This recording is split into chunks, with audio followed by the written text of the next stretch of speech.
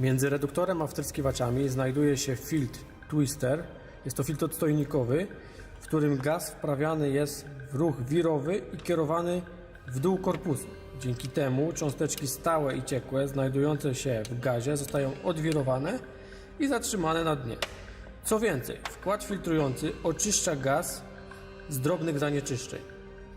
Zastosowanie filtra twister w instalacji skutecznie chroni wtryskiwacze gazu przed substancjami oleistymi oraz cząstkami stałymi i znacząco zwiększa bezawaryjność instalacji gazowej.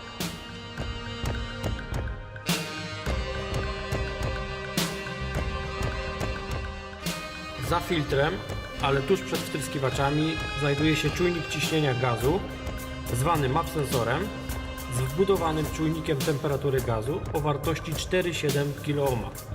Wartości odczytywane przez ten czujnik widoczne są w programie sterującym jednostki centralnej.